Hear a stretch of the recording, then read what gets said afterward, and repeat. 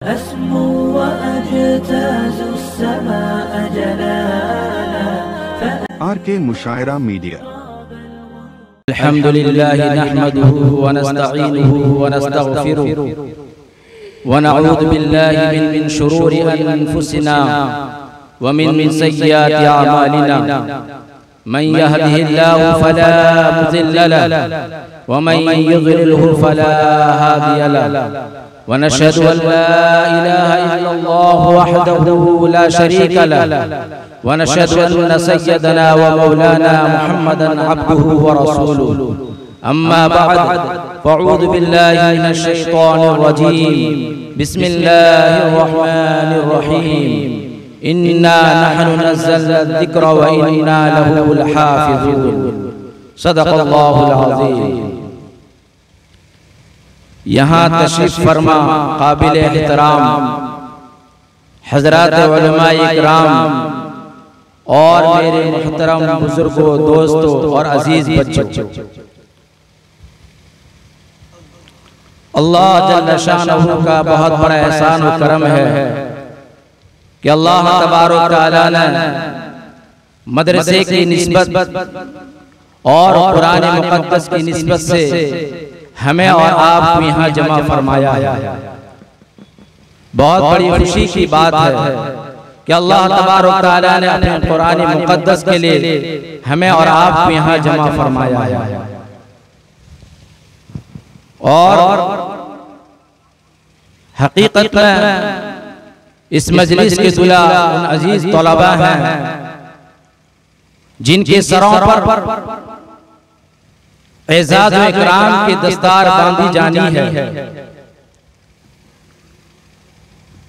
जिनके सीने को अल्लाह जल्ल शानहू ने अपने मुक़द्दस कलाम के लिए महफूज फरमाया है, मुंतखब फरमाया है और चुना भी है। वो बच्चे काबिल तारीफ हैं, काबिल मुबारकबाद हैं, जो अपने सीनों में कुरान मुक़द्दस को लिए हुए हैं। आज उन बच्चों को एजाज़ इकराम से नवाजा जाएगा, उनकी हिम्मत अफजाई की जाएगी।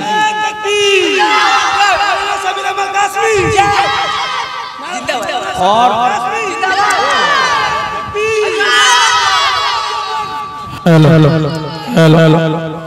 हज़रत मौलाना शफीर अहमद साहब कासमी, हज़रत मौलाना शफीर अहमद साहब कासमी जिंदाबाद, खतीब हैदर जिंदाबाद, हज़रत मौलाना शफीर अहमद साहब कासमी जिंदाबाद, नारे तकबीर,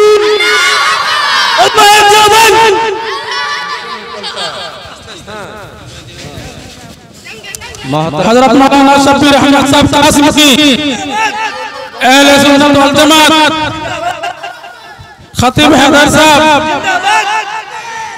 हज़रत मौलाना शफीर अहमद साहब कासमी बेंगलोरी, मोहतरम बुजुर्ग हज़रत मौलाना शफीर अहमद साहब कासमी जिंदाबाद, नारे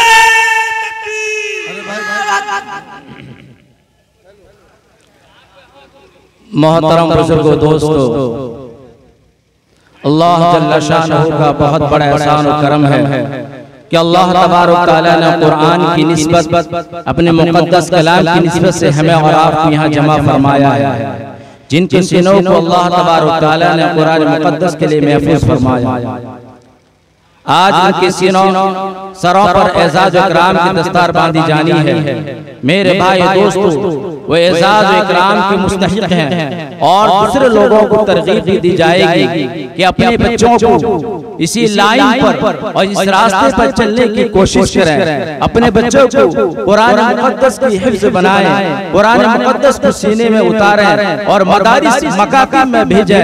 कल क़यामत के दिन अल्लाह के नबी जनाब रसूलुल्लाह सल्लल्लाहु अलैहि वसल्लम फरमाते हैं, यजीउल कुरान यौमल क़ियामा फयक़ूल या रब्बी ज़िद।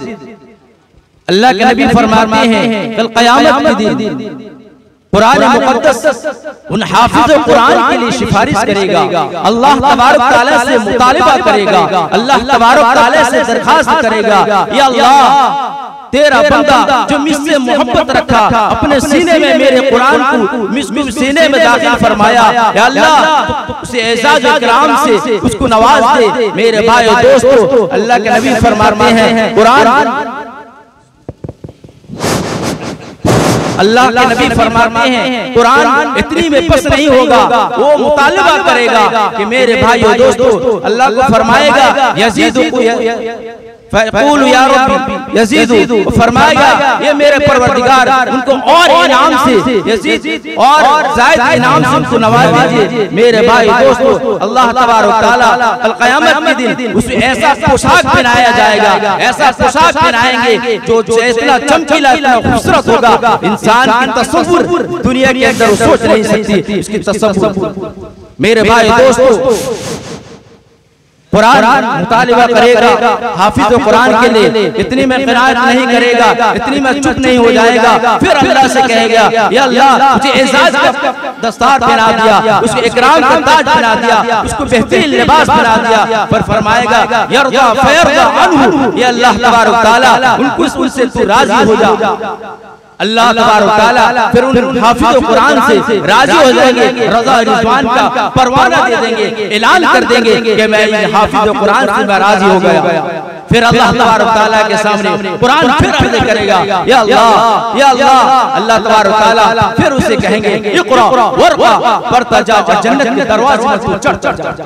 हाफिज कुरान बढ़ता जाएगा, जन्नत के मंजिलों को चढ़ता हुआ जाएगा। मेरे भाई दोस्तों, आज मुसलमान जो परेशान है कुरान को छोड़ने की वजह से है। आज एक मुसलमान के ऊपर जिम्मा यह है, कुरान का हक क्या है। मेरे भाई दोस्तों, जब सुबह करे सबसे पहले कुरान मुक़द्दस की तिलावत करे, फिर उसके अलावा दूसरी कोई काम करे।